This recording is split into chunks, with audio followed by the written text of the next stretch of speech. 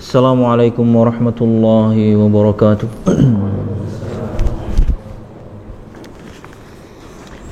Innal hamdalillah nahmaduhu wa nasta'inuhu wa nastaghfiruh wa na'udzu billahi min shururi anfusina wa min sayyiati a'malina. May yahdihillahu fala mudilla lahu wa may yudlil fala hadiya lahu. Asyhadu an la ilaha illallah wahdahu la syarika lah wa asyhadu anna Muhammadan abduhu wa rasuluh. Qala Allah ta'ala fil Qur'anil Karim, a'udzu billahi minasy syaithanir rajim. Ya ayyuhalladzina amanu taqullaha haqqa tuqatih wa la tamutunna illa wa antum muslimun. يا أيها الناس اتقوا ربكم الذي خلقكم من نفس واحدة وخلق منها زوجها وبث منهما رجالا كثيرا ونساء واتقوا الله الذي تساءلون به والأرحام إن الله كان عليكم رقيبا يا أيها الذين آمنوا اتقوا الله وقولوا قولا سديدا يصلح لكم أعمالكم ويغفر لكم ذنوبكم ومن يطع الله ورسوله فقد فاز فوزا عظيما فإن أصدق الحديث كتاب الله وخير الهدي هدي محمد صلى الله عليه وسلم وشر الأمور محدثاتها فإن كل محدثة بدعة wa kullu bid'atin dhalalah wa kullu dhalalatin finnar, amma ba'd. Ikhwati at-talabah rahimakumullah, alhamdulillah, segala puji dan syukur marilah kita haturkan kepada Allah subhanahu wa ta'ala. Kemudian salawat serta salam semoga selalu tercurahkan kepada junjungan besar Nabi kita Muhammad sallallahu alaihi wasallam, juga beserta para sahabatnya, keluarganya, dan segenap kaum muslimin yang selalu istiqamah berpegang teguh dengan Islam sampai hari kiamat kelak. Ikhwati at-talabah rahimakumullah, pada kesempatan pagi hari ini dan selanjutnya insyaallah kita akan mulai membahas satu kitab yang masyhur tentunya di kalangan para penuntut ilmu, karya Al-Imam Muhammad bin Abdul Wahhab At-Tamimi rahimahullahu ta'ala. Dan ini adalah bagian dari iman kepada Allah subhanahu wa ta'ala, tapi bahasannya lebih mendalam.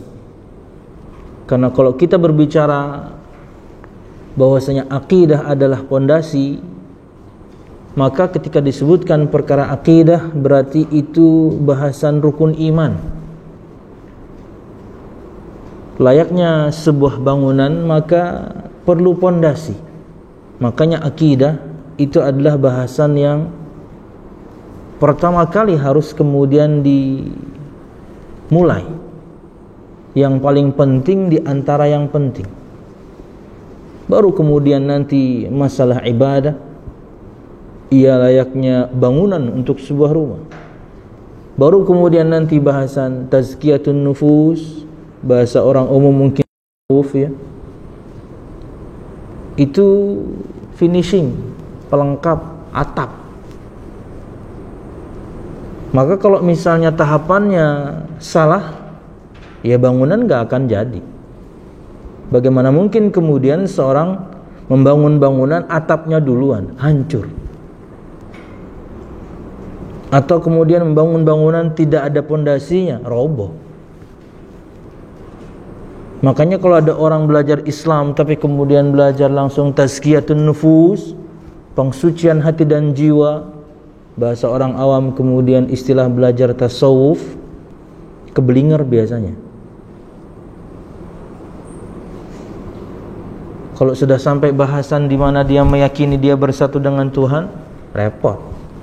tidak akan beribadah dia. Kenapa? Karena sudah bersatu dengan Tuhan. Kenapa? Dia belum bikin bangunannya, dia langsung terbang,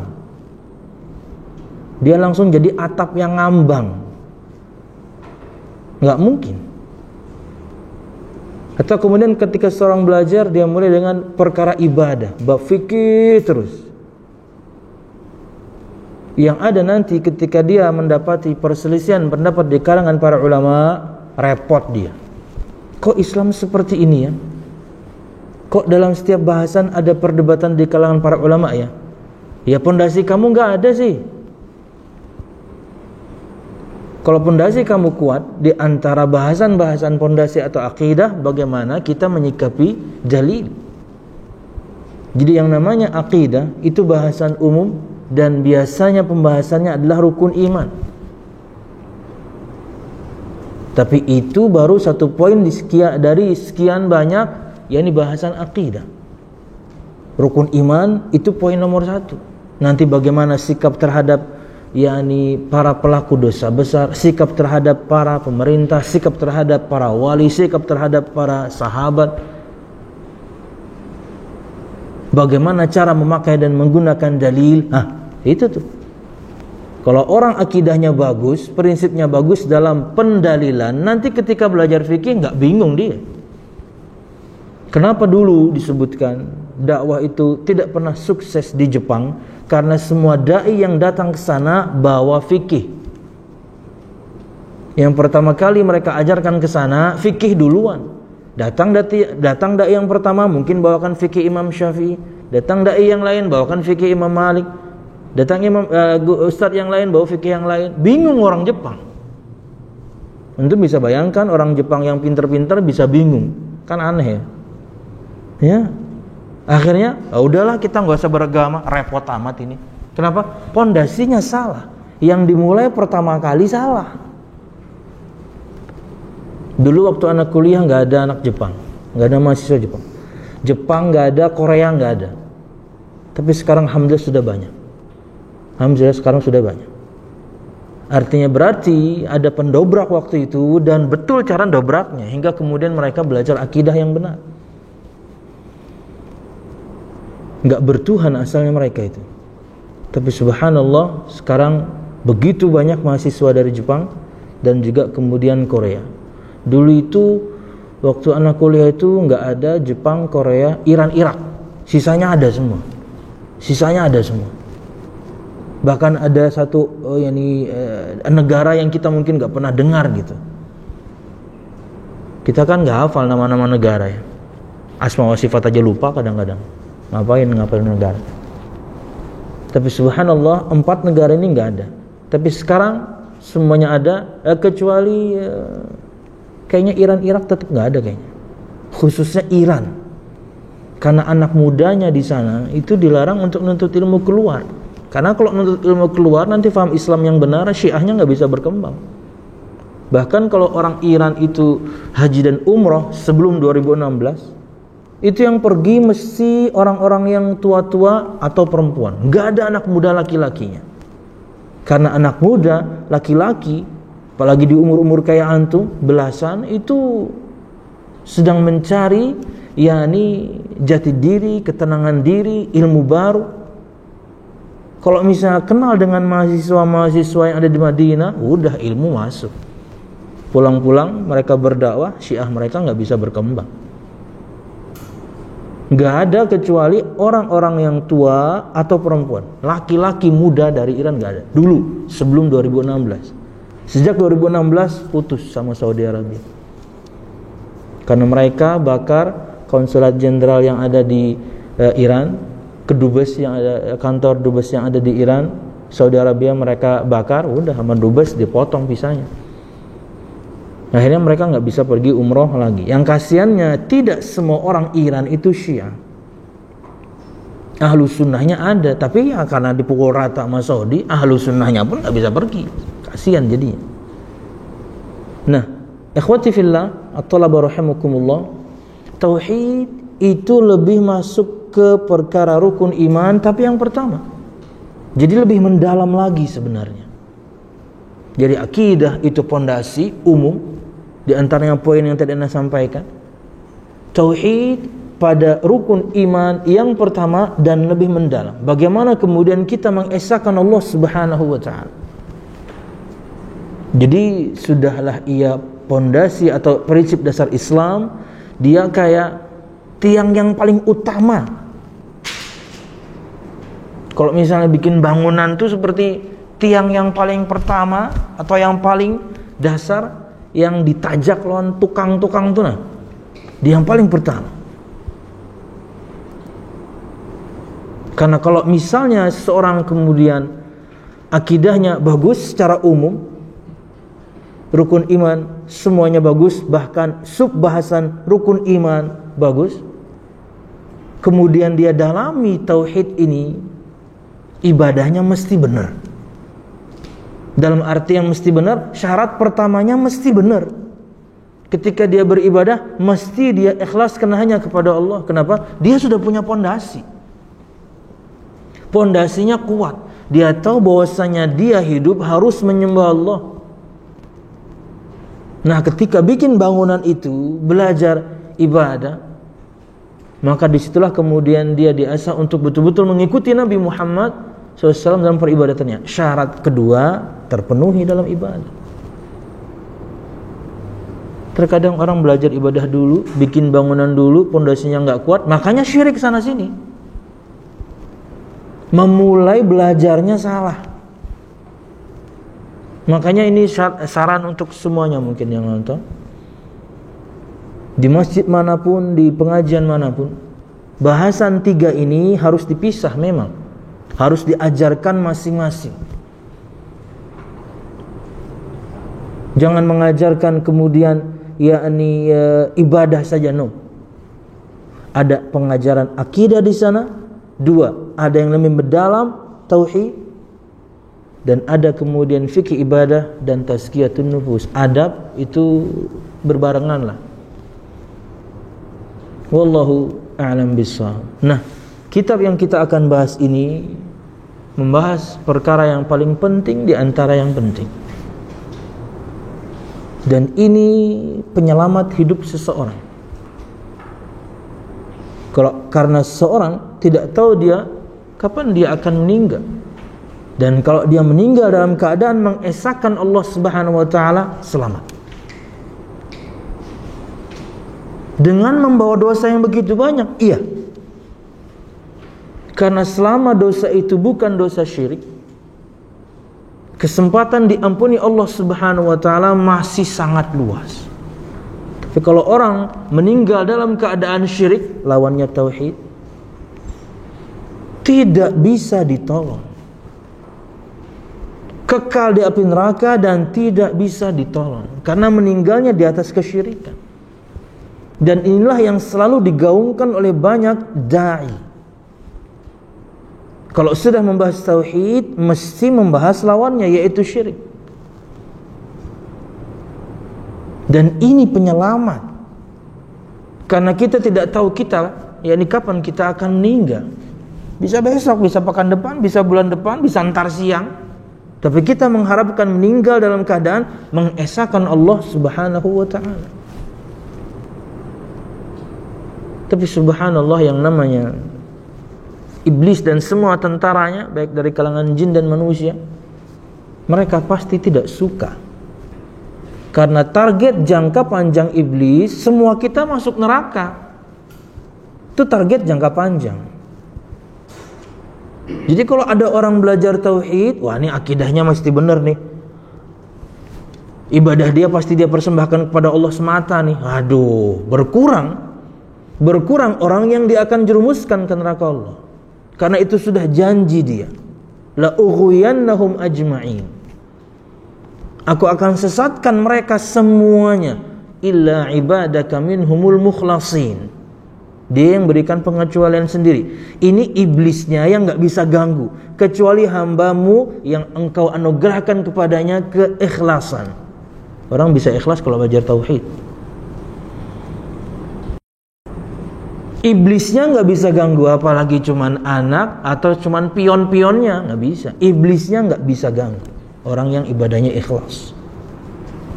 Dari ayat ini kita dapatkan faedah keikhlasan itu bisa jadi bentuknya adalah karunia. Allah yang kasih.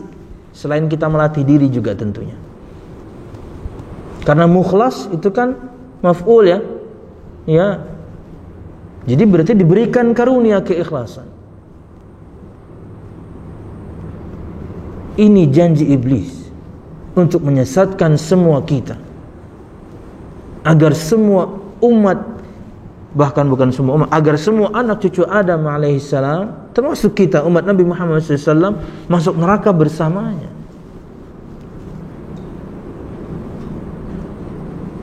La'aqudanna lahum siratakal mustaqim. Di awal-awal surah Al-A'raf ya ada ya. Qa'ada kan kita tahu maknanya duduk ya. Itu lafaz yang digunakan iblis. Saya akan halang-halangi mereka dari jalanmu yang lurus. Disebutkan oleh para ulama tafsir, jalan yang lurus di sini adalah fitrah Islam. Dari fitrah Islam saja dia akan halangi orang itu dari fitrah Islam. Thumma la'atiyannahum min baini aydihim wa min khalfihim wa an aymanihim wa an syama'ilihim wa la tajidu aktsarahum syakirin. Kemudian aku akan mendatangi mereka dari depan, belakang, kanan, kiri. Tidak disebutkan atas bawah. Karena dari 4 arah inilah biasanya tentunya musuh datang. Kata Imam Az-Zamakhsyari disebutkan dalam tafsirnya. Aku akan bikin mereka cinta dunia. Aku akan bikin mereka, yakni disebutkan di antara maknanya 4 hal ini adalah aku hiasi mereka kebatilan. Aku bikin mereka cinta dunia. Aku bikin mereka ragu akan perkara akhirat. Tahapan demi tahapan. Hingga seorang kemudian jauh dari Allah Subhanahu wa taala, khususnya tauhid. Dan yang kita sayangkan kalau sudah kemudian kita sampaikan dakwah tauhid, itu yang anti-anti itu luar biasa banyak. Padahal ini menyelamatkan. Di dunia diberikan petunjuk, kita akan bahas nanti. Ketika terjadi huru-hara hari kiamat, kita tidak dapatkan karena kita mati duluan sebelum hari itu datang. Karena yang menyaksikan terjadinya hari kiamat, ngerinya huru-hara hari kiamat, hanya orang buruk yang beriman Allah wafatkan duluan. Itu orang-orang bertauhid. Ketika amal ditimbang berat amalnya, la ilaha illallah, dosa-dosanya diampuni walaupun sebanyak buih yang ada di lautan atau memenuhi langit, karena dia bertauhid. Dan surga tempat kembalinya. Tapi banyak orang yang anti dengan dakwah ini, subhanallah. Padahal ia menyelamatkan, bukan dai-nya yang menyelamatkan. Ketika Anda faham, maka Anda beribadahnya benar.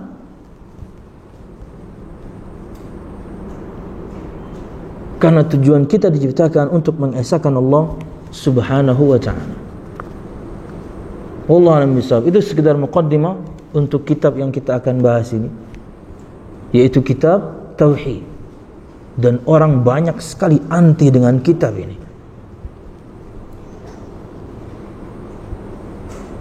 Padahal ini ketika seorang memahaminya, menyelamatkannya, akhirnya dia tahu bagaimana cara mengesahkan Allah Subhanahu wa ta'ala, tahu dia bagaimana cara menghindari dari kesyirikan,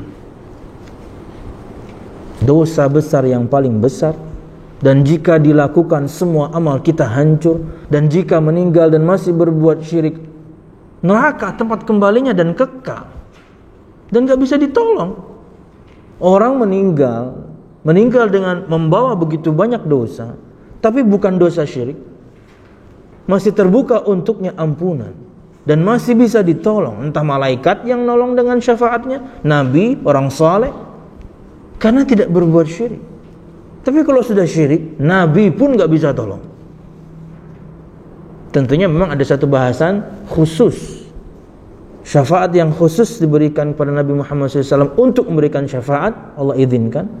Dan syafaat tersebut diberikan kepada orang kafir, yaitu pamannya. Itu cuma satu bab itu doang. Nabi Muhammad dikasih izin untuk memberikan kepada pamannya. Dan bentuk syafaatnya pun bukan berarti kemudian dikeluarkan dari neraka dan masuk surga, tidak. Hanya diringankan azabnya. Itu doang. Sisanya tidak ada yang bisa diselamatkan. Yang berbuat syirik kepada Allah Subhanahu wa taala, menyekutukan Allah Subhanahu wa taala, neraka tempat kembalinya dan selama-lamanya. Oke, masuk pada bahasan. Tentunya syarah kita akan baca nanti dari keterangan Syekh Shalih Fauzan bin Abdullah Al-Fauzan.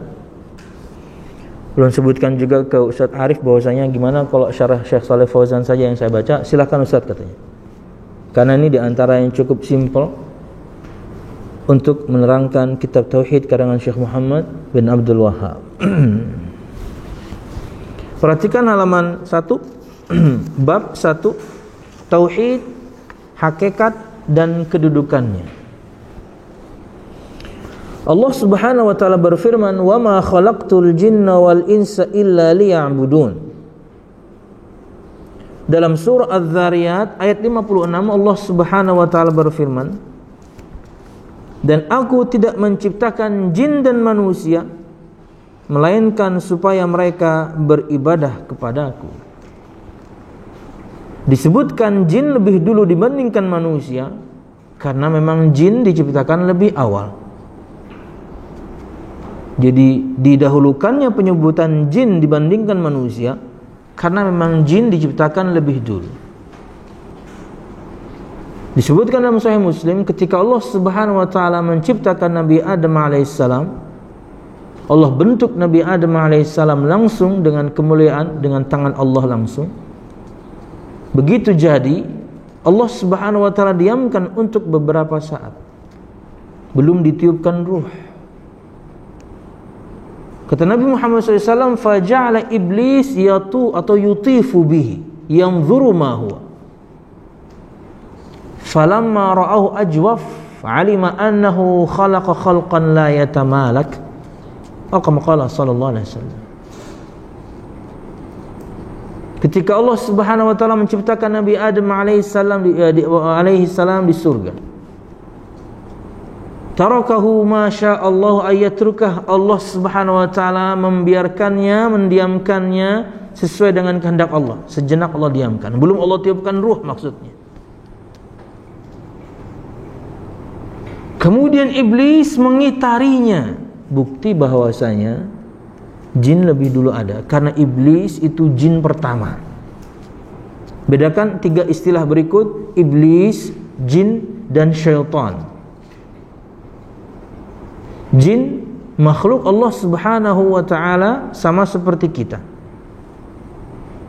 Allah berikan mereka akal sama seperti kita. Allah berikan mereka juga beban kewajiban sama seperti kita. Itu jin. Sedangkan iblis itu adalah jin yang pertama, layaknya Nabi Adam alaihissalam sebagai manusia pertama. Sedangkan syaitan itu sifat. Syaitana itu sifat. Syaitana sifat pembangkangan. Bisa dimiliki oleh manusia, bisa dimiliki oleh jin.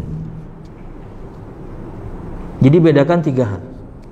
Akan tetapi di dalam Al-Quranul Karim kata asyaitan disebutkan 16 kali, dan saya tidak salah, disebutkan kata syaitan dalam Al-Quran 16 kali. Rata-rata maksudnya iblis. Rata-rata maksud dari syaitan dalam Al-Quran itu iblis. Jadi Allah sebutkan kata sifat, tapi yang Allah inginkan si makhluk itu, yaitu iblis, laknatullahi alaihi. Jadi kenapa kemudian disebutkan bahwasanya dikedepankan penyebutan jin dibandingkan manusia? Karena memang jin lebih dulu ada. Kata Allah Subhanahu wa taala, "Dan aku tidak menciptakan jin dan manusia melainkan supaya mereka beribadah kepadaku." Surah Az-Zariyat ayat 56. Maudhu'u hadzal kitab, keterangan Syekh Shalih Fauzan, bayanu tauhid alladhi aujabahu Allah Ta'ala ala ibadihi wa khalaqahum li ajlihi wa bayanu ma yunafihi minasyirkil akbar aw yunafi kamalahu al-wajiba awil mustahabba minasyirki al-asghari wal bid'ah.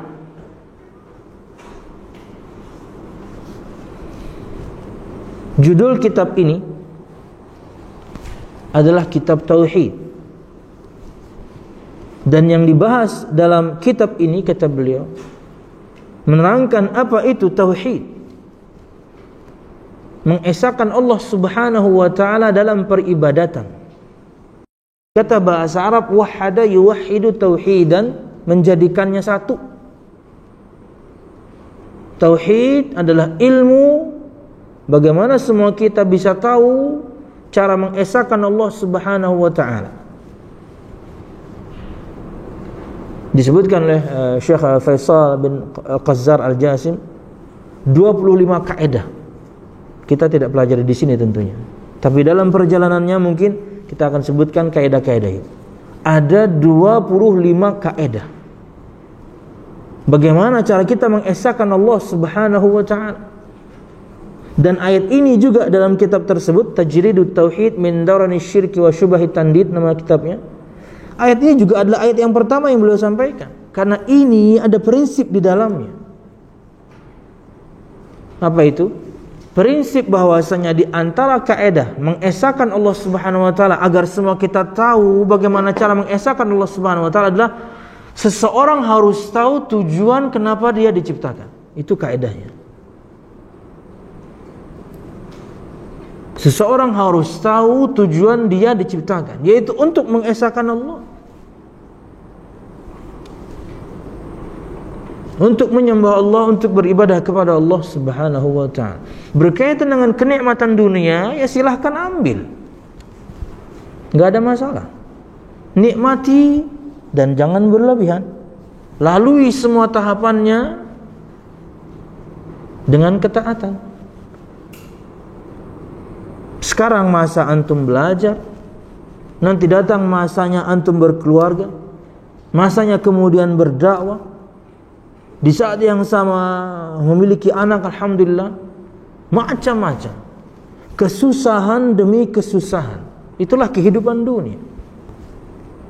Laqad khalaqnal insana fi kabad. Sungguh kami telah menciptakan manusia dalam keadaan susah dan payah sejak kecil. Kepayahan demi kepayahan. Inilah kehidupan dunia. Capek memang. Ini program berapa tahun nih? Program antum di sini berapa tahun? 2. Nanti ada yang lain, nanti ada yang lain. Ini salah satu di antara kabat atau kesusah dan kepayahan kita dalam hal belajar. Tapi harus sabar. Kenapa? Di sela-selanya begitu banyak nikmat yang Allah berikan. Dan silahkan ambil, pakai, makan, minum, gunakan, terserah. Selama itu adalah perkara yang halal. Bahkan Allah Subhanahu wa taala menyebutkan spesifik untuk atau berkaitan dengan nikmat harta. Kata Allah Subhanahu wa taala, "Wabtaghi fi ma ataakallahu ad-daral akhirah wa la tansa nasibaka minad dunya." Dan carilah dari apa-apa yang telah kami berikan kepadamu, maksudnya adalah nikmat harta. Carilah kenikmatan akhirat atau pahala akhirat dari harta yang kita miliki. Nanti kalau nggak ada harta ya dengan ilmu, macam-macam lah, nanti kita bahas. Dan jangan lupakan bagianmu dari dunia, kenikmatan ambil. Tapi dengan tidak berlebihan, apalagi na'udzubillah sampai lupa kepada Allah Subhanahu wa taala yang memberikan nikmat. Kita ambil, kita syukuri. Dalam perjalanannya ada musibah, kita sabar. Ya gitu-gitu aja kehidupan ini. Kepayahan demi kepayahan, tapi begitu banyak di sela-selanya nikmat yang Allah berikan, dan silahkan ambil. Tapi ketahui bahwasanya ini tujuan kita diciptakan. Orang kalau tahu tujuan dia hidup, tidak akan terombang-ambing. Ada orang, bahkan mungkin banyak orang, kenikmatan dunia sudah dia raup semua, tapi tetap hampa. Harta banyak, istri punya, bahkan sebelum punya istri menikmati dengan cara yang haram, perempuan bosan sampai bosan dia. Kerjaan semua dia nikmati sudah, tapi tetap kosong. Akhirnya bunuh diri, kan gitu ya. Mau aktor, aktris, penyanyi, kita kira mereka kemudian bahagia gitu ya.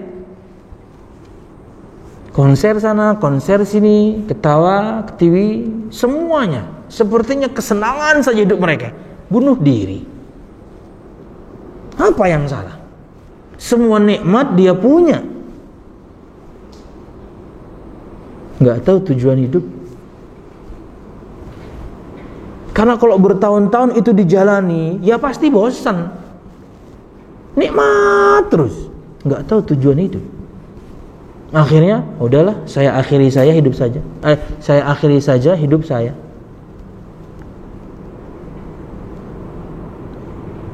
Bukti bahwasanya semua itu tidak menenangkan.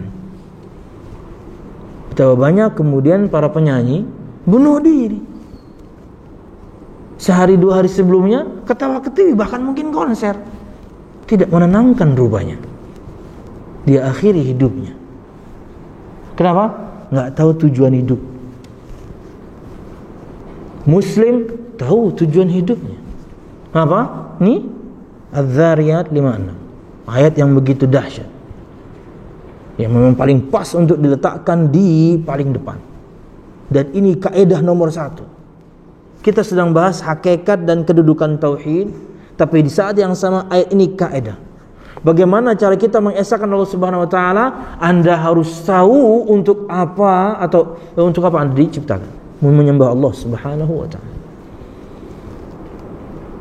Tapi jangan lupakan nikmatmu, bagianmu dari dunia. Silahkan ambil, nikmati secukupnya.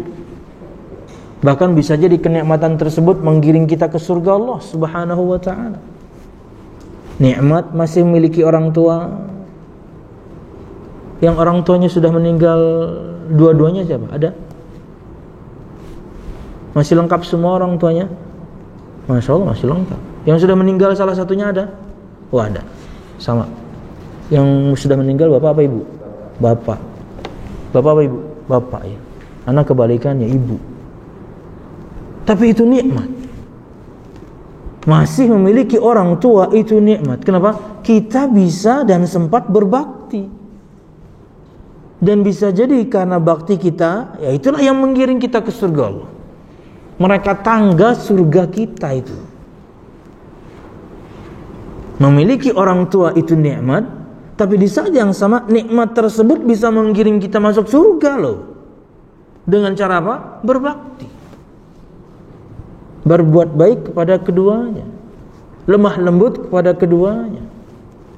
Taat kepada keduanya selama yang mereka perintahkan bukan kemaksiatan. Dan jangan sampai kemudian, hai para orang tua di luar sana, Anda ketika memerintahkan anak Anda sesuatu padahal perintah Anda salah, dan anak Anda tidak mau melakukannya, Anda mengatasnamakan kedurhakaan. Kamu kalau tidak taat bapak, kamu durhaka. Kamu kalau tidak taat ibu, kamu durhaka. Lah, padahal perintahnya maksiat. Gimana dong? Dulu saya ingat sekali ya, waktu SD ya.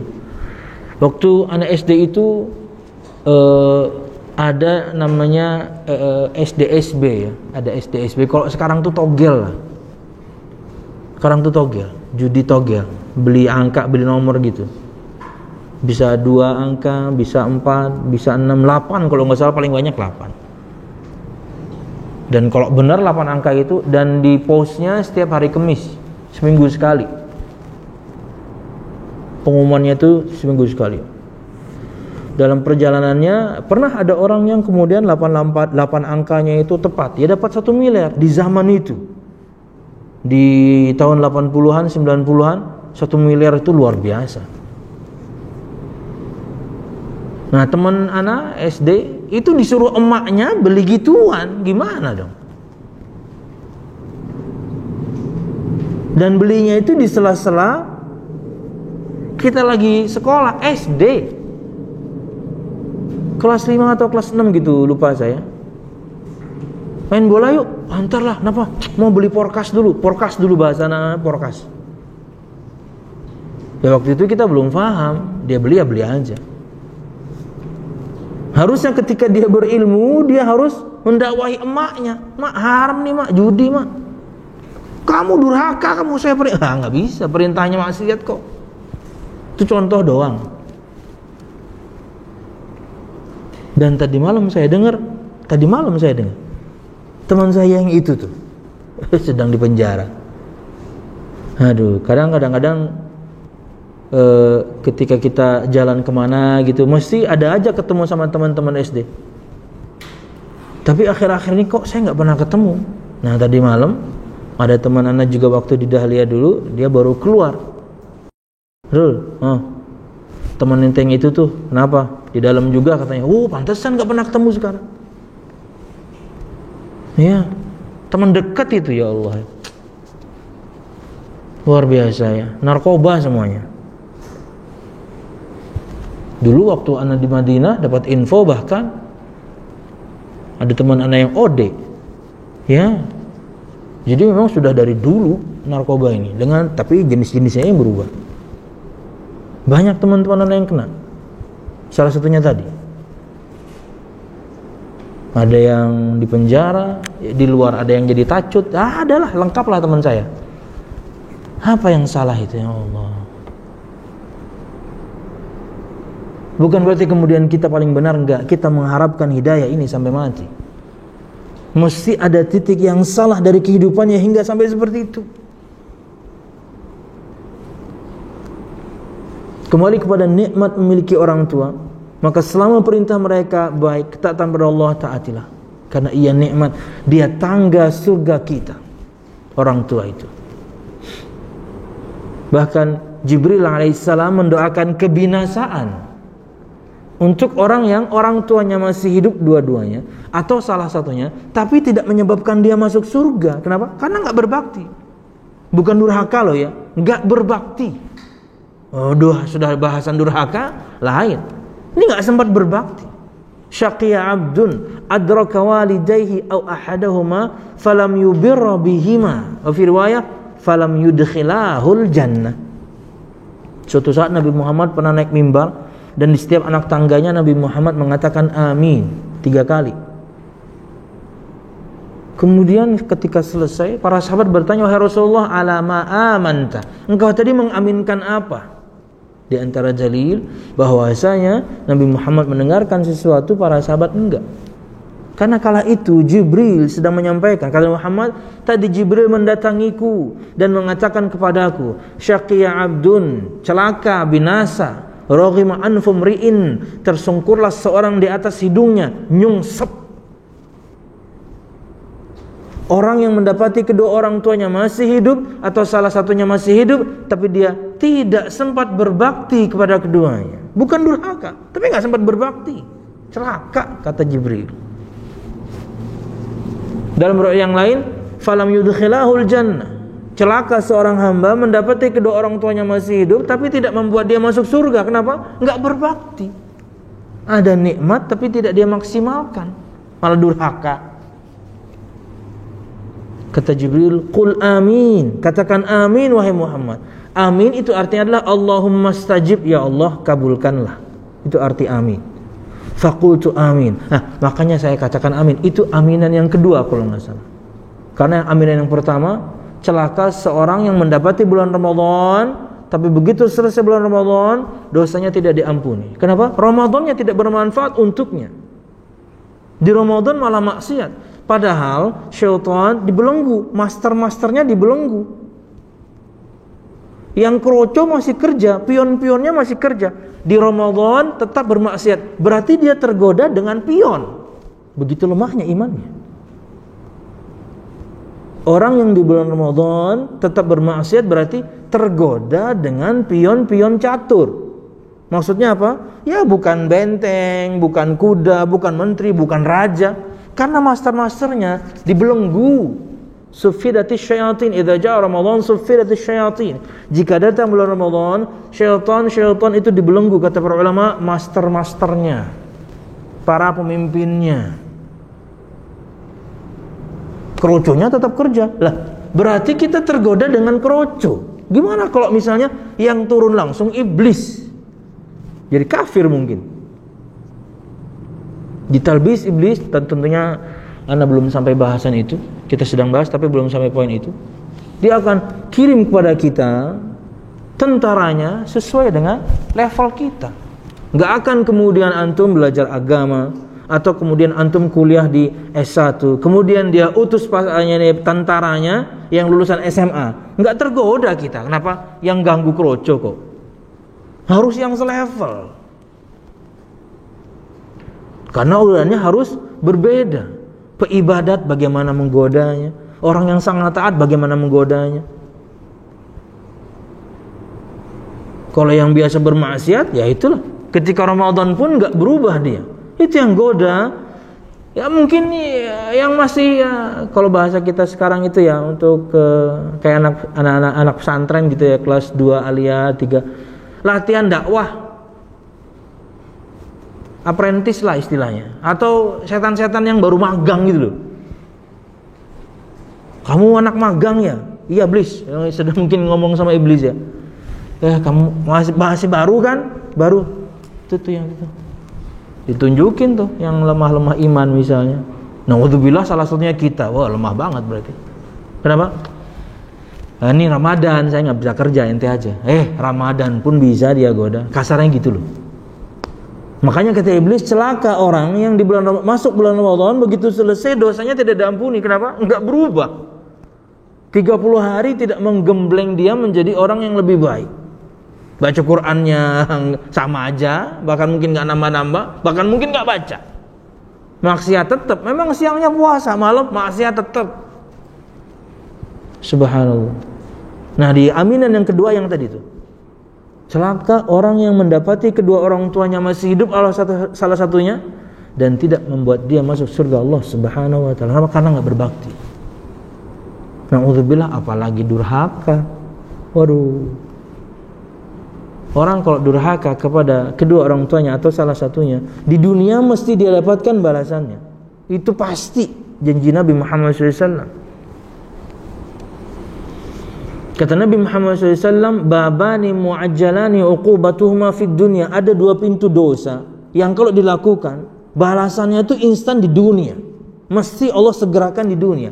Al-baghyu wal uquq, dosa kezaliman dan dosa kedurhakaan. Mesti di dunia kita dapat. Mesti Allah bayar cash. Cash dalam artian ya mungkin bisa cepat bisa lambat, tapi dibayar di dunia maksudnya. Zalim sama orang tua, zalim sama anak, zalim sama pasangan, zalim sama teman, mesti dibalas di dunia. Karena itu dosa kezaliman. Dan kemudian al-uquq, yakni kedurhakaan. Orang-orang yang sukses itu ya, kalau diperhatikan ya, itu rata-rata mereka baik sama orang tuanya. Anda nggak baca bukunya sih ya, dan ini juga bukan rujukan juga, tapi dari yang pernah baca katanya bosnya Transcorp, Pak Hairul Tanjung, disebutkan di bukunya bagaimana dia memuliakan khususnya emaknya. Ya, orang memuliakan orang tuanya hidupnya mesti nyaman. Ya, muliakan orang tua antum, hormati mereka, sayangi mereka. Di malam antum nih sekarang kayak gini nih, bisa jadi hasil doa orang tua sebenarnya. Kita nggak pernah tahu di tengah malam itu mereka mengetuk langit Allah dengan doanya, ya Allah, jadikan anak saya anak yang saleh, anak yang faham agama, anak yang bermanfaat untuk masyarakat, membanggakan. Terserah. Kita nggak pernah tahu itu. Padahal dia berdoa selalu setiap malam kepada Allah Subhanahu wa taala agar kita jadi yang soleh, jadi anak soleh. Amin. Bisa jadi kita sekarang di titik ini itu hasil doa orang tua.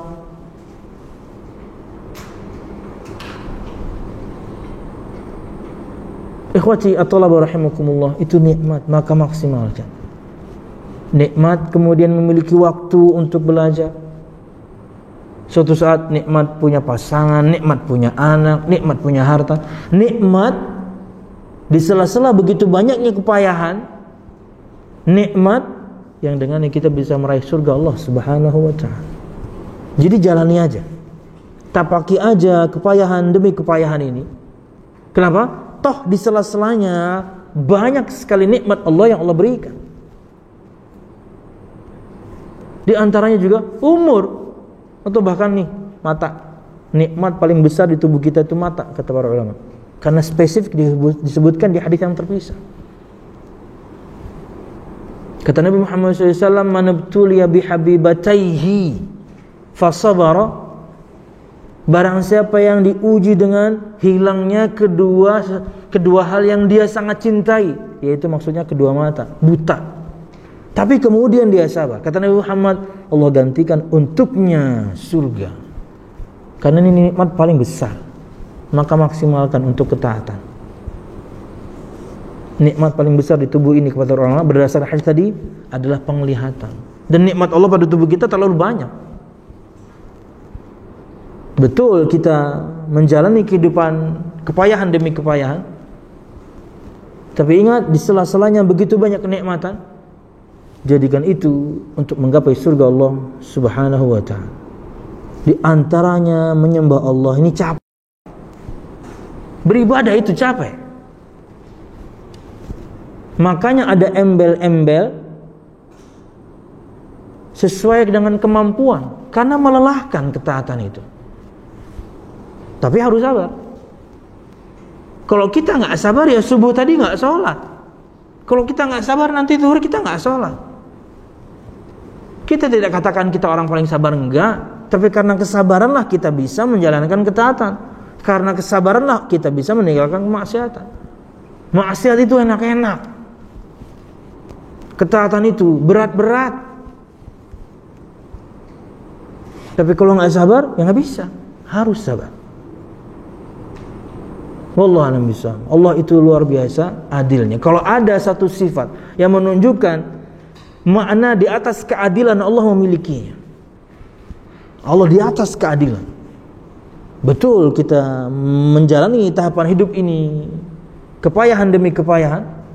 Tapi ingat, di sela-selanya begitu banyak nikmat. Bahkan satu kesusahan diapit dengan dua kebahagiaan. Jadi sabar aja. Sekarang mungkin lagi susah, lagi sedih, habis ini pasti bahagia kok. Santai aja. Tapi tugas kita tahu apa itu? Nih, nyembah Allah. Kayak tadi malam misalnya ada pertanyaan gitu ya, akhwat ya, bagaimana supaya rezeki lancar? Keluarga ulun ada yang mengamalkan salawat ini, ada yang mengamalkan salawat itu, rezekinya lancar. Bujurlah tat, antum tanya aja dia, dari mana kemudian dia yakni meyakini itu? Datangkan dalil. Yang mengamalkan harus datangkan dalil. Dengan salawat A mendatangkan rezeki, dengan salawat B mendatangkan, di sini dalilnya. Kalau betul sabda Nabi Muhammadnya, kita ikuti. Kalau enggak, kita enggak lakukan. Karena Anda mengatasnamakan yakni sebuah ibadah melancarkan. Jadi gimana Tat? Simple. Anda ingin rezeki Anda lancar, bertakwalah. Ini pengen rezeki lancar malah syirik. Gimana? Bertakwalah kepada Allah, disebutkan di banyak ayat. Tolak 2, 3, 4, 5 itu tentang rezeki itu. Di antaranya ya takwa. Sambung silaturahim, Mbak, melancarkan rezeki. Sisanya kerja, Mbak. Kalau pengen dapat rezeki ya kerja. Nggak bisa kemudian tuh duduk doang kemudian rezeki datang. No, kerja. Makasih Rat, sama-sama. Ya. Nonton gak nih orangnya nih yang nanya nih? Mungkin nonton ya. Ingin rizki lancar, bertakwalah. Ingin rizki lancar, sambung tali silaturahim. Silaturahim itu maksudnya itu orang-orang ring satu. Orang tua kita, paman bibi kita, saudara kita. Itu ring satu itu yang kita sambung dengannya hubungan yang baik. Ini orang tua gak pernah dikunjungin, video call gak pernah, telepon gak pernah, WhatsApp gak pernah. Maksudnya padahal orang tuanya punya.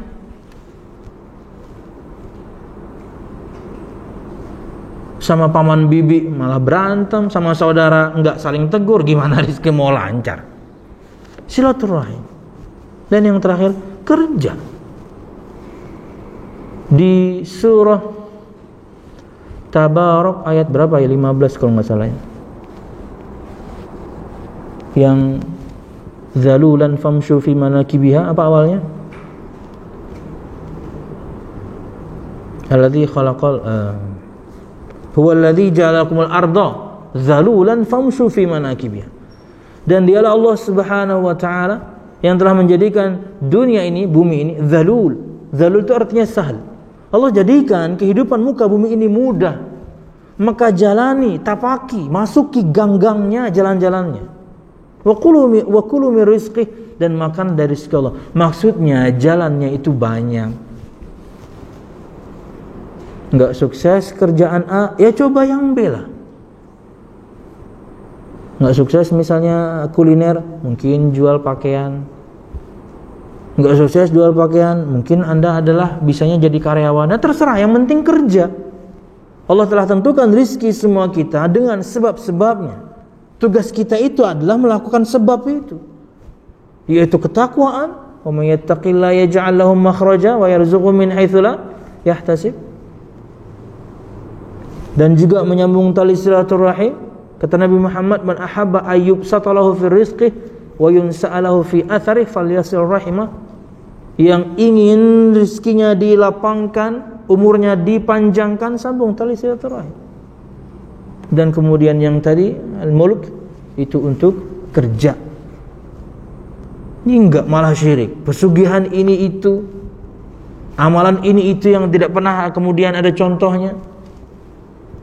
Ya, yang kita takutkan ketika kita melakukan pesugihan, di mana itu adalah kesyirikan, betul-betul rezeki lancar. Datang ke dukun, kemudian diberikan amalan atau diberikan benda tertentu, taruh di laci kasir, taruh di plafon toko atau warung atau terserahlah. Meyakini hal yang demikian, betul-betul warungnya ramai. Bahkan saking ramainya harus buka cabang. Cabangnya banyak, harus kemudian dijadikan waralaba. Kenapa kota lain juga pengen buka? Wah, lancar. Terbentuk keyakinan, ini gara-gara yang dalam laci saya nih. Sebelum ini mana ada beginian. Nuwallihi ma tawalla. Kami arahkan kemana dia mau. Ente pengen syirik sekalian, tapi rizkinya lancar, tapi haram. Tapi kalau cinta dengan keyakinan yang demikian, pasang pesugihan, rajahan sana, rajahan sini, tokonya sepi luar biasa, nggak ada yang datang. Padahal di tempat yang strategis, mungkin di jalan yang ramai, tapi nggak ada yang mampir. Buka dia padahal. Allah ingin ingatkan cara kamu salah. Nah, itu malah syukur. Allah ingatkan cara kamu salah. Tapi kalau malah ramai, terbentuk keyakinan, lupa sudah dia dengan Allah yang Maha memberikan rezeki. Oh, ini kayak karena benda ini nih. Wallahu a'lam bissawab. Kata beliau, bayanu tauhid alladzi aujabahu Allah taala 'ala ibadi. Tema bahasan kitab ini adalah keterangan apa itu tauhid yang Allah Subhanahu wa taala wajibkan atas hambanya, yaitu mengesahkan Allah dalam peribadatan. Wa khalaqahum li ajrihi, dan perkara tauhid yang karenanya kemudian Allah Subhanahu wa taala ciptakan makhluknya. Wa bayanu ma yunafihi minasyirkil akbar, Dan kemudian di dalam kitab ini juga ada bahasan keterangan perkara-perkara yang akan menghilangkan ketauhidan itu, yaitu dengan kesyirikan yang besar, atau kemudian menghilangkan kesempurnaan yang wajib ketika dilakukan syirik yang kecil. Jadi inti kitab tauhid bila sebutkan di sini menerangkan tentang perkara yang Allah wajibkan untuk kita semua, yaitu menyembah Allah. Perkara yang karenanya kemudian semua kita diciptakan menyembah Allah Subhanahu wa taala, dan akan menerangkan lawan dari tauhid itu yang bisa menghilangkan yaitu syirik yang bisa menghilangkan ketauhidan. Jadi inti bahasan tauhid dan menerangkan lawannya. Wallahu a'lam bishawab. Kata beliau, disebutkan dalam keterangan singkatnya berkaitan dengan ayat yang tadi, anna Allah Ta'ala akhbara ma khalaqal insa wal jinna illa li'ibadatihi fahiya bayanun lil hikmati min khalqihim falam yarid minhum ma turiduhu sadatu min abijiha min al-i'anati lahum birrizqi wal it'am wa innama aradal maslahata lahum. Sesungguhnya Allah Subhanahu wa taala mengkhabarkan dalam ayat ini Az-Zariyat 56 bahwasanya tidaklah Allah Subhanahu wa taala menciptakan manusia dan juga jin dan manusia kecuali hanya untuk beribadah kepadanya. Fahiya bayanun lil hikmati min khalqin, maka ia adalah keterangan hikmah kenapa Allah Subhanahu wa taala menciptakan jin dan manusia untuk menyembah Allah. Falam yurid minhum ma turiduhu sadatu min abidiha, maka Allah Subhanahu wa taala tidak menginginkan layaknya yang diinginkan seorang juragan dari budaknya. Minal i'anah, dia perlu pertolongan? Enggak, Allah enggak perlu itu. Minal i'anati lahum birrizqi wal it'am. Allah tidak perlu kepada kita untuk kemudian kita memberi makan, enggak. Sebaliknya Allah yang memberi kita rezeki dan juga makan. Allah tidak seperti itu. Tidak seperti para juragan kemudian memerlukan bantuan pertolongan hamba-hambanya. No, enggak. Karena sambungan ayat ini kan seperti itu. Ma uridu minhum min rizqin wa ma uridu ayyut'imun. Aku tidak membutuhkan dari mereka rizki. Aku yang ngasih rizki. Wa ma uridu ayyut'imun. Aku enggak ingin mereka memberikan makanan. Aku yang kasih kalian semuanya makanan. Enggak, ibadah aja. Wa innama aradal maslahata lahum, akan tapi sungguhnya Allah Subhanahu menghendaki kemaslahatan untuk mereka. Menyembah Allah, beribadah kepada Allah itu demi kemaslahatan kita. Mengikuti perintah, meninggalkan larangan itu demi kemaslahatan kita. Semua hukum Allah Subhanahu wa taala Allah terangkan demi kemaslahatan kita. Ada perintah, taati. Karena di balik satu perintah begitu banyak manfaat menanti. Ada larangan, tinggalkan karena begitu banyak madarat di balik sebuah larangan. Jadikan ini kaidah. Jadikan ini kaidah. Tidak ada satu perintah kecuali di baliknya begitu banyak manfaat. Tidak ada satu larangan kecuali di baliknya begitu banyak madarat.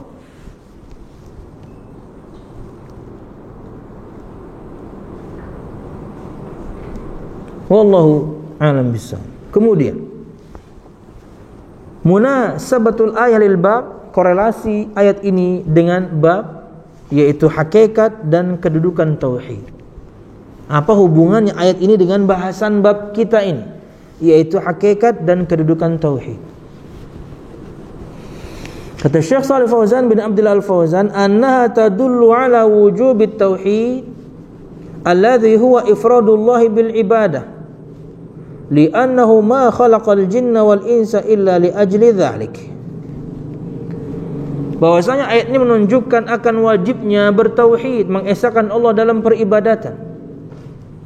Alladzi huwa ifradullah bil ibadah, yang namanya tauhid itu adalah mengesahkan Allah dalam peribadatan.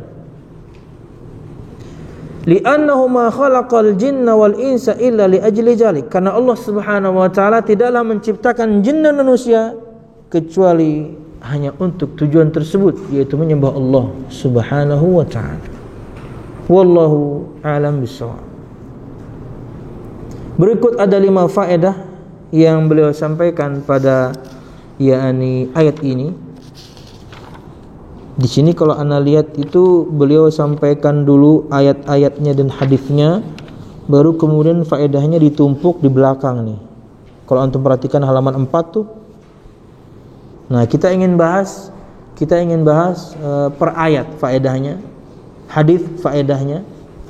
Jadi metode penulisan syarah Syekh Shalih Fauzan ini, ada ayat dalam kitab Tauhid, beliau terangkan maknanya secara singkat, korelasinya dengan bab yang sedang kita bahas, dan faedah. Menyampaikan satu hadis, kemudian keterangan singkat akan hadis tersebut dan korelasinya dengan bab yang sedang kita bahas, baru faedahnya. Tidak ditumpuk seperti ini. Ini kan semuanya disebutin dulu, baru kemudian faedahnya. Jadi kita akan pecah ya. Wallahu a'lam bishawab. Disebutkan di sini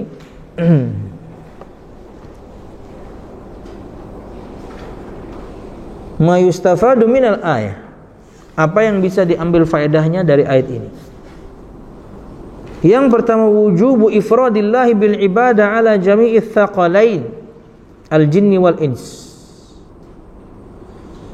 Faedah yang pertama yang bisa kita ambil dari ayat ini adalah satu, wajibnya mengesahkan Allah dalam peribadatan. Amal hati, amal lisan, amal anggota badan hanya untuk Allah. Ala jami'i tsaqalain, atas semua 2 perkara yang berat, maksudnya jin dan manusia. Jadi istilah ats-tsaqalain itu adalah jin dan manusia. Itu makna umumnya. Tapi kalau disebutkan dalam sabda Nabi Muhammad SAW, laqad taraktu fikum ats-tsaqalain, itu maknanya beda. Aku telah tinggalkan untuk kalian 2 perkara yang berat. Itu bukan ini maksudnya. Jadi secara umum, makna ats-tsaqalain, 2 perkara yang berat, itu adalah jin dan manusia. Tapi kalau di dalam sabda Nabi Muhammad SAW, aku telah tinggalkan untuk kalian 2 perkara yang berat, bukan jin dan manusia.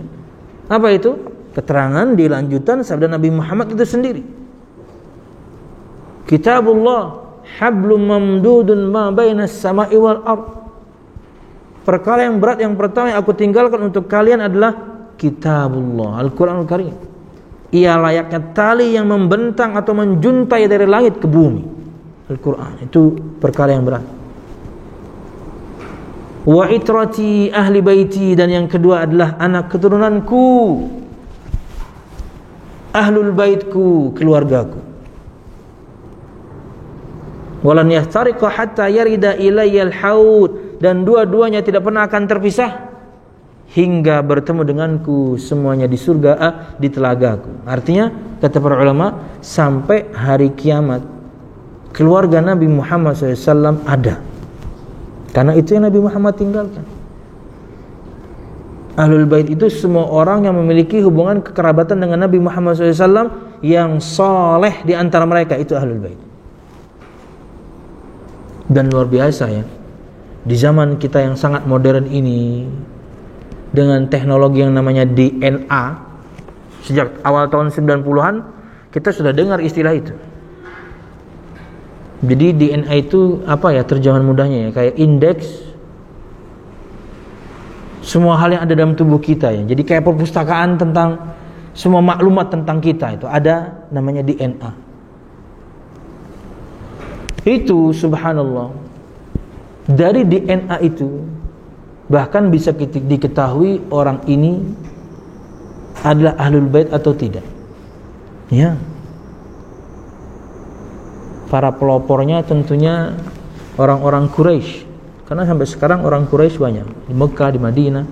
Dulu waktu anak kuliah saja, dan beliau waktu itu adalah dekan Fakultas Hadis di tahun anak kedua kalau nggak salah kuliah. Karena waktu tahun pertama dekannya Syekh Al-Azami Al-Hindi rahimahullah baru meninggal kemarin.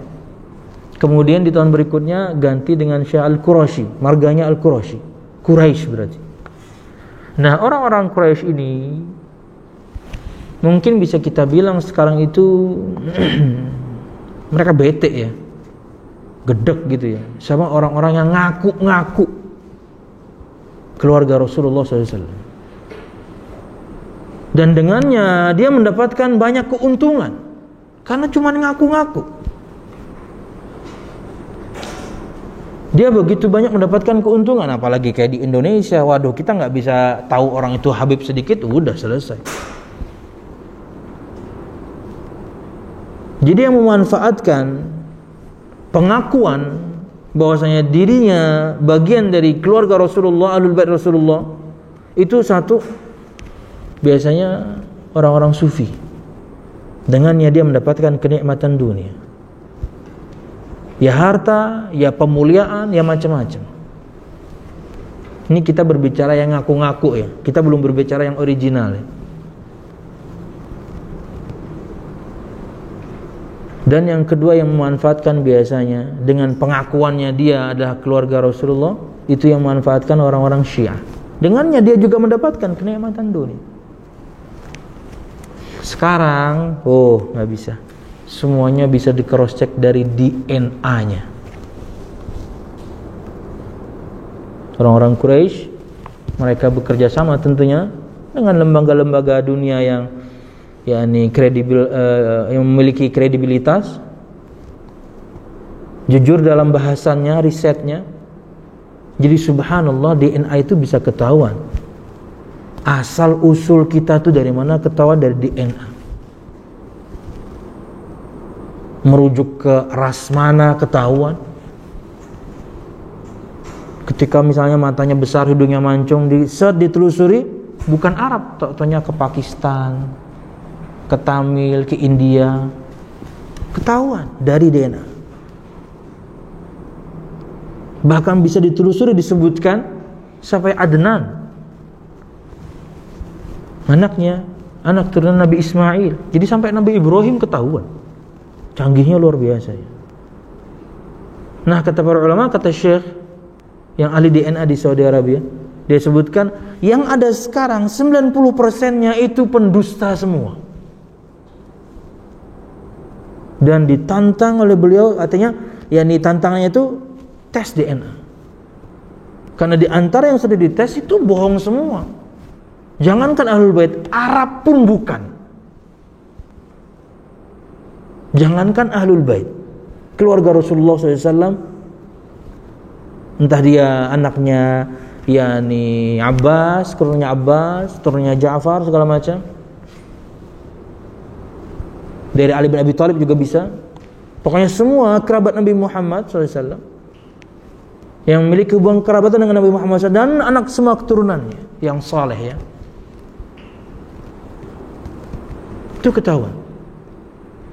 Jangankan Ahlul Bait dari DNA-nya, Arab saja enggak. Subhanallah. Akan terbongkar nanti, yang ngaku-ngaku akan terbongkar. Tapi tentunya sekarang tes DNA masih mahal. Masih ana browsing itu masih 7 juta, 8 juta tes DNA. Dengannya ketahuan kita ini naselnya, zuriyahnya kemana, ketahuan. Ya, tak tahunya Arab aja enggak, soal ngaku Habib. Apalagi kemudian keturunan Rasulullah atau keluarga Rasulullah, enggak, Arab aja bukan. Tapi masih mahal. Nantilah kalau misalnya sudah rada murah gitu ya, harga tes DNA sama kayak beli masker ya, kita belilah. Biar ketahuan kan, anak ini sipitnya Cinanya Cina mana gitu kan, Cina kah, Jepang kah, Korea kah, apakah Tan, Chen, Li atau Kongguan, anak nggak tahu. Marganya apa anak ini ya. Wallahu a'lam bishawab. Iya, nantilah kalau sudah murah gitu ya. Jadi beli Pepsodent, nyebutin merek, beli pasta gigi, tertulis hadiah di dalam alat tes DNA, itu kita beli itu. Sekarang enggak lah, masih 7-8 juta. Lo juga enggak ada kepentingannya juga gitu ya. Apa karena satu marga sama Jackie Chan, enggak tahu juga. Wallahu a'lam bishawab, enggak penting juga ya. Wow. Akan ketahuan nih, semua yang ngaku-ngaku akan ketahuan dalam waktu dekat. Karena sekarang sedang booming bahasannya di Saudi Arabia. Blingsatan yang ngaku-ngaku itu. Kenapa? Ayo tes DNA. Karena ketahuan. Subhanallah. Sesuai sabda Nabi Muhammad, ras Arab itu ras yang paling baik.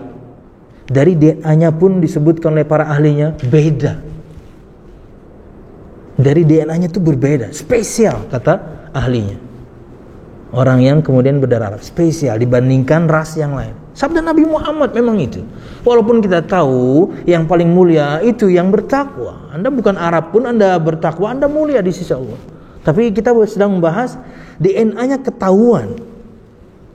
Apalagi kemudian sudahlah rasnya Arab, Ahlul Bait pula lebih tinggi lagi, lebih spesial lagi DNA. Jadi kalau misalnya kita istilahkan dengan apa gitu ya, dengan sesuatu titik atau apa gitu ya, dia memiliki warna yang khusus kah, bentuk yang khusus kah, spesial. Ciptaan Allah Subhanahu wa taala. Mungkin kalau Arab misalnya dia ada bintang satu misalnya, misal gitu ya. Ini misal doang nih. Dalam istilah dunia DNA saya nggak tahu. Ada bintangnya gitu. Wah, bener nih. Rasnya Arab nih.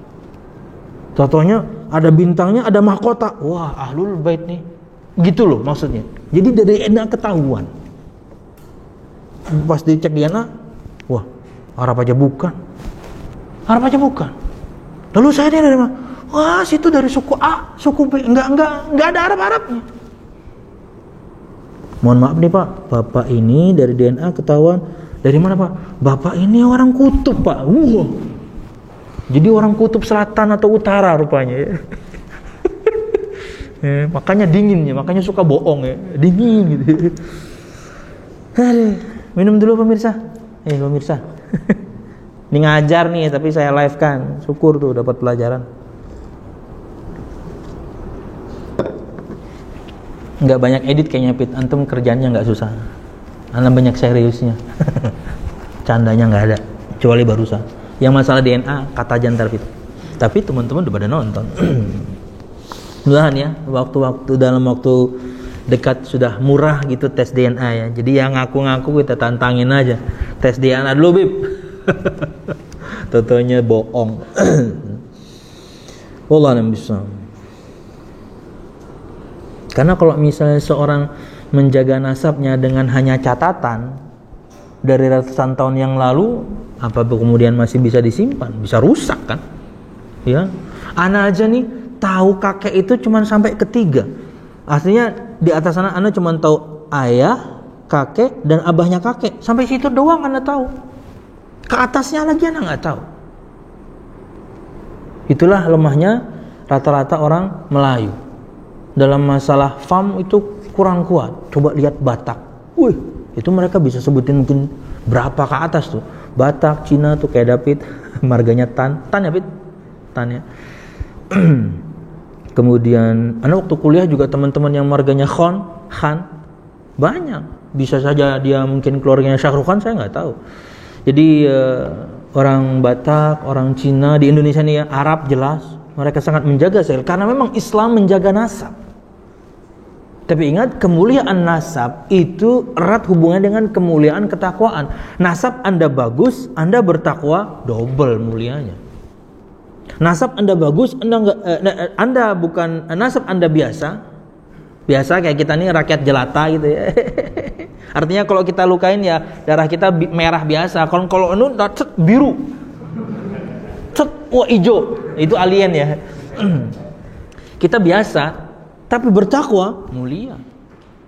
Tapi kalau nasabnya bagus, tapi ahli maksiat, ya percuma nasabnya, nggak ada mulia-mulianya. Lo pelaku maksiat kok. Yang kita sayangkan sudahlah ngaku-ngaku, kemudian dengan pengakuan tersebut mengatakan saya keluarga Rasulullah, ahlul bait Rasulullah, sudah tidak mengapa nggak sholat. Wah. Sudah nggak apa-apa bermaksiat. Wah, Nabi Muhammad SAW masih sholat sunnah. Situ memangnya siapa? Nabi Muhammad masih sholat sunnah, masih sholat malam. Kata Aisyah, Nabi Muhammad tidak pernah tertinggal sholat malam. 63 tahun berarti ya, atau sejak beliau jadi Nabi lah, 23 tahun. Kata Aisyah, beliau tidak pernah tertinggal salat malam, dan ketika dihampiri kemalasan beliau tetap salat tapi duduk. Tapi tetap salat. Cuman kan mungkin bisa manusiawi, Nabi Muhammad manusia. Mungkin ngantuk di malam tertentu, mungkin capek di malam tertentu, tapi tetap salat malam cuman duduk. Nabi Muhammad masih sholat, secapek-capeknya beliau masih sholat, dan sholatnya sholat sunnah. Terus itu mengatakan, saya nggak apa-apa nggak sholat. Cucuk manu.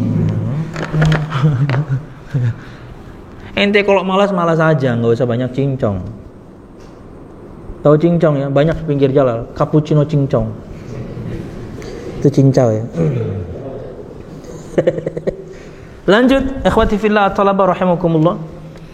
Jadi faedah yang pertama yang bisa kita ambil dari ayat ini adalah wajibnya mengesahkan Allah dalam peribadatan, dan kewajiban ini untuk dua, yakni perkara yang berat, maksudnya adalah manusia dan jin. Berkaitan dengan ats-tsaqalain, dua perkara yang berat dalam sabda Nabi Muhammad, maksudnya adalah Al-Qur'an dan Ahlul Bait. Ustaz, kok kayaknya bertentangan gitu. Aku tinggalkan untuk kalian, kata Nabi Muhammad, dua perkara, Al-Quran dan Ahlul Bait. Dengan sabda Nabi Muhammad, aku tinggalkan untuk kalian dua perkara, jika kalian berpegang teguh dengan keduanya, kalian tidak pernah akan sesat selamanya, Al-Quran dan sunnahku. Zahirnya bertentangan, tapi bisa digabung. Ya, Al-Qurannya sama, yang kedua Ahlul Bait yang kemudian mengajarkan sunnah Rasulullah SAW. Itu cara gabung. Kalau Ahlul Bait tapi kemudian menyesatkan orang, nggak benar namanya. Apalagi kemudian cuman ngaku-ngaku Ahlul Bait dan menyesatkan manusia. Memuliakan Ahlul Bait, mencintai, menghormati, itu prinsip dasar Islam. Kita harus memuliakan, menghormati, mencintai Ahlul Bait yang asli, yang original. Ya, nggak pakai topping macam-macam, original. Karena kalau sudah red velvet, coklat, topping, wah itu udah enggak ya, yang original. Kalau istilah terang bulan tuh yang asli dah pokoknya. Lagi lapar kayaknya saya ini makanya. Kita harus menghormati, memuliakan, mencintai, bahkan menjaga Ahlul Bait yang asli, yang saleh di antara mereka. Sekalipun asli tapi kemudian bermaksiat, ya enggak, hilang semua itu dari kita. Pemuliaan, penghormatan, kecintaan, menjaga. Anda Ahlul Bait original tapi kemudian ahli maksiat, ya enggak, sorry bro, enggak bisa. Gimana kita akan memuliakan pelaku maksiat? Yang ada di masyarakat itu buta sekali. Pokoknya asal Ahlul Bait, sebesar apapun maksiat yang dilakukan, tutup mata. Yang penting Ahlul Bait. Pelaku maksiat, nasabnya percuma. Gimana kita memuliakan pelaku maksiat yang meninggalkan ketaatan, melakukan kemaksiatan? Dan kita yang ini berbicara yang betul-betul asli Ahlul Bait. Apalagi sudah pelaku maksiat, tak taunya KW. Wah, apalagi yang asli saja hilang dari kita. Pemuliaan, penghormatan, kecintaan, dan juga penjagaan hilang dari kita. Kenapa? Ahli maksiat gimana? Apalagi yang KW ya, aduh. Karena kalau KW bisa nggak dapat sinyal. Itu handphone ya. Lagi rame nih handphone, semuanya harus terdaftar ya. Lanjut, 2. Bayanul hikmati min khalqil jinni wal ins. Ada keterangan dalam ayat ini hikmah diciptakannya jin dan manusia untuk beribadah kepada Allah Subhanahu wa ta'ala.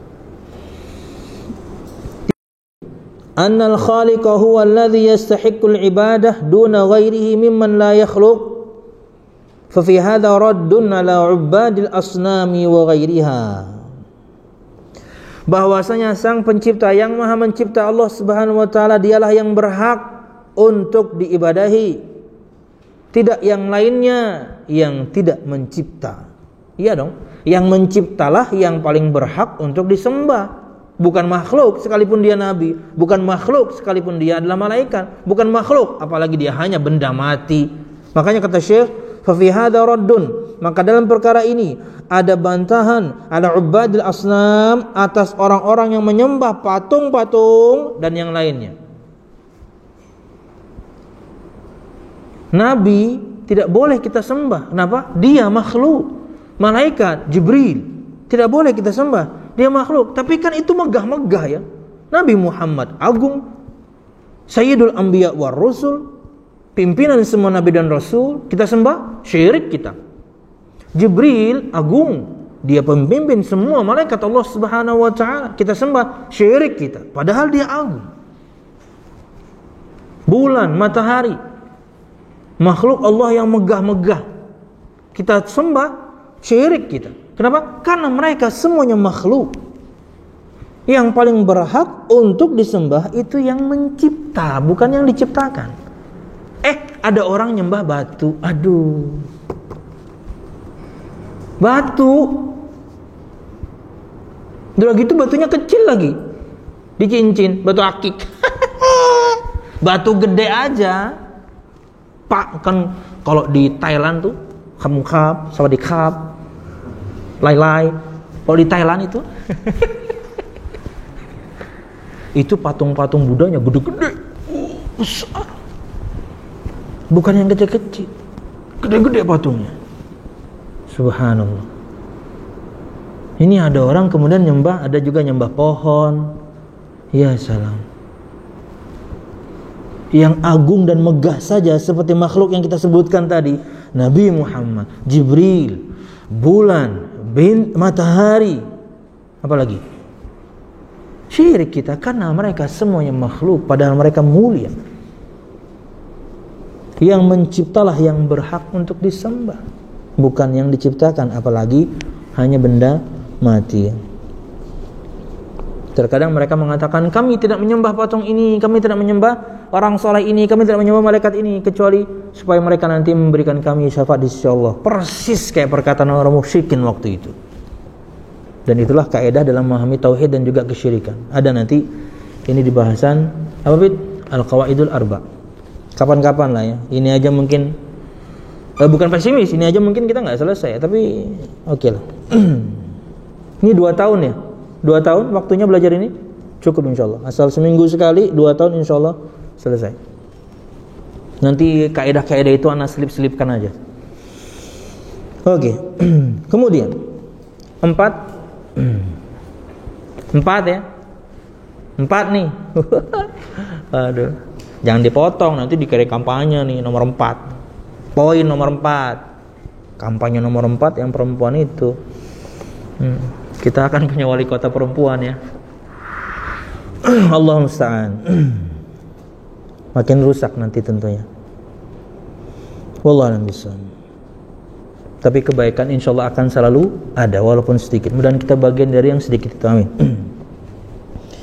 Bayanu ghina Allah Ta'ala an khalqihi wa hajatil khalqi ilaihi la'annahu huwal khaliqu wa hum makhluqun.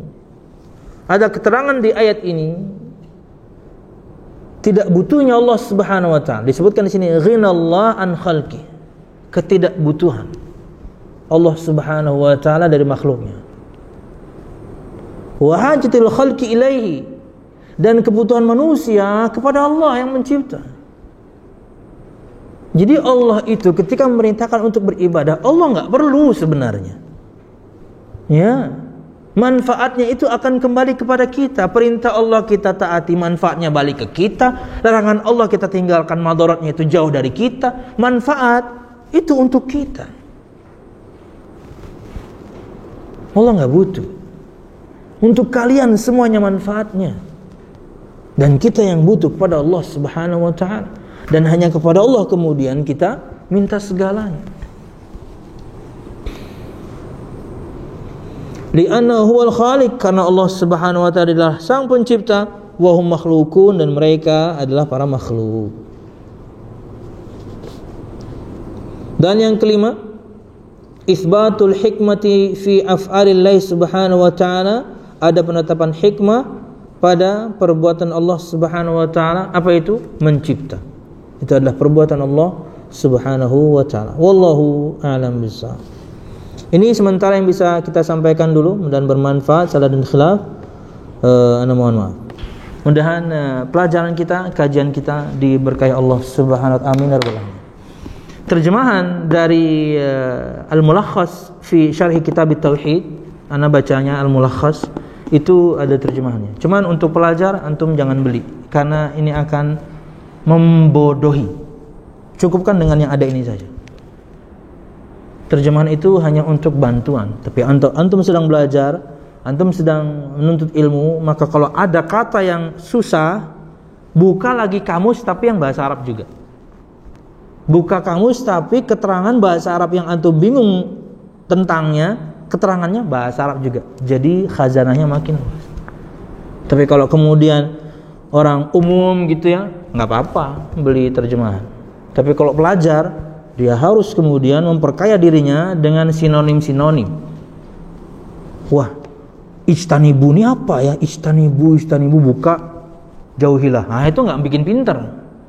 Tapi buka kamus bahasa Arab, utruku, fariqu. Nah itu antum akhirnya tambah luas, kosakata makin banyak.